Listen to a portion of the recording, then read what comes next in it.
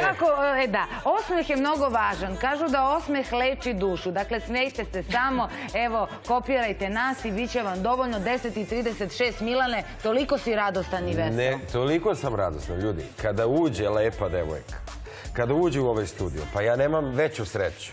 Veće sreće ne postoji za dobro jutro ili za kraj ovog jutarnjeg programa, nego kad uđe ovako jedna dama koja će kao biti onaj, kako se kaže, šlag, ne, jagodica.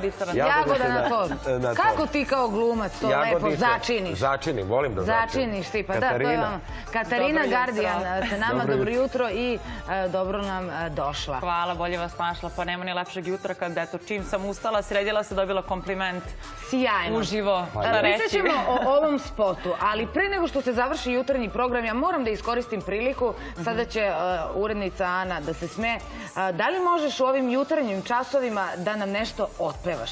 S obzirom na to da si završila ili si akademsku... Na 4. sam godini ostala akademije, da. Na 4. godini akademije, dakle, svirala si i klavir, jel?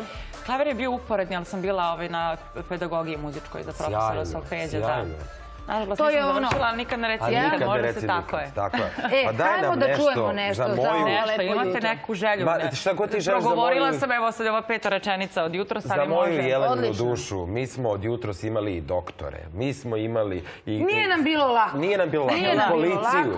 I evo i Verica nam bila. I sad nam za kraj treba jedna muzika. Neka pesma. Ali nemoj da nas rastuš. Ne, daj nam onako neku prazničnu. Aj, stvarno neku želju, nešto se meni. Kad mi neko traži pesmu tako iznenada, ja ne mogu da se...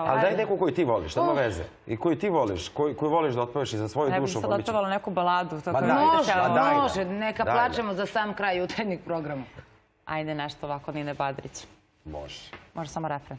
Moram. Nema problema. Još se porežem na tvoje dodire od staklani kada se ja iz tvog srca nisam makla i još branim te, a znam da istina je takva, ja nisam živa otkad tvoja me je ruka dotakla. Režija, dajte maramice, pored tog aplauza što si dobila tamo. Dobro što si otpevala za neke koji te ne znaju, vidjeli su spot sa Milanom Stankovićem, da, i to je ono što je danas u trendu. Međutim, ti zaista imaš dobre glasovne mogućnosti. Ma ne to, nego i izbor, izvini, stvarno svaka ti čast. Ovo mi je sad palo na pamet. Ne, svaka ti čast na izboru, mislim, onako, kako da kažem, pun pogodak i emocije i boja, što kažete vi pevači, skupa boja, skupa jeste, ti znaš koliko je, tako se kaže. To je bolje, nije loše za ovo jutarnje vreme. Kaže skupa boja. Da.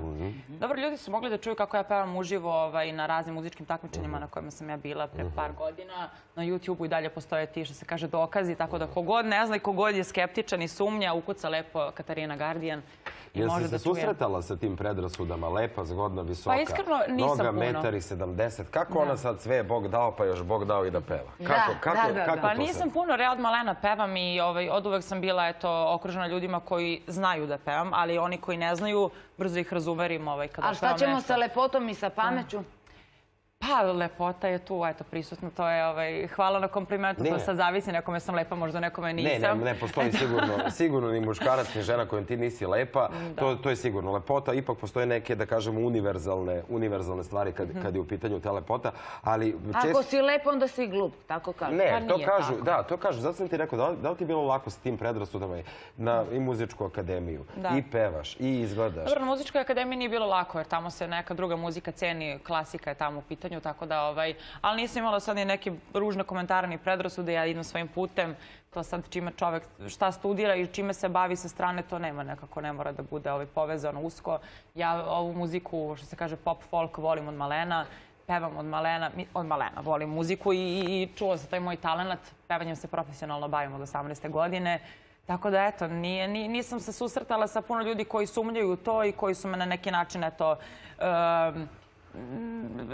ne da kažem vređali, ali da su govorili nešto ružno, to stvarno nisam nikad doživljavala. A reci mi, molim te, da li ima sujete među vama pevačicama, koleginicama? Pa kako ne? Da li sad one šapuću kao vidi ti Katarinu od ranog jutra baš ovako da izgleda? Pa još i peva. Pa još i peva. Ali da li postoje prijateljstva?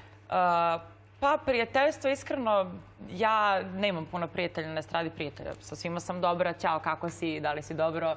Ali ja, na primjer, nisam sujetna osoba i volim da čestitam svakome ko napravi nešto lepo. Naravno, ako mi se svidi, a i nisam dvolična sad da kažem da mi se nešto ne sviđa, pa ću ja tebi namerno da kažem je super ti ovo, naravno da ne. Ali ima onih koji te poznaju i koji su dobri s tobom, ali neće da ti čestiti ni na pesmi, ni na... Vidi se to, ali mislim svako za sebe. Tako je. Verujemo da te to ne pogađa svakako. Šta te najviše pogađa? Pa pogađa me ako sad neki moji bliski ljudi, bliski prijatelji me, na primjer, ne podrže ili ako me neko ko mi znači ne pruži podršku, a sad to neko sa strane koji mi nije toliko blizak. Je li teško biti freelancer danas? Da kažemo, slobodnjak koji ne pripada nikome do samom sebi i svom zalaganju. Pa ljudi uglavnom i ne znaju da ja ne pripadam u stvari nikome, pošto sam bila na nekoliko tih muzičkih takmičenja. Kako ne pripadaš nikome? Nekom muškarcu?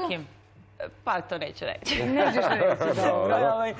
Tako da većina njih misli da ja verovatno imam ugovor sa nekim, ali ja nemam. Tako da to jeste možda otežana okolnost što eto medijski nisam propraćena toliko i ne mogu da se pojavljam gde god bih ja možda želela, ali za sad to tako nije.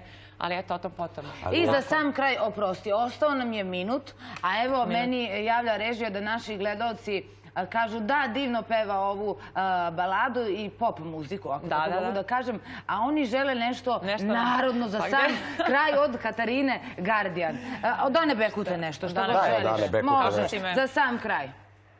Od Ane Bekute. Imam jednu sliku da je volim, imam jedno srce da me boli, imam jednu ljubav da je žalim, ali da je nikad ne prežalim.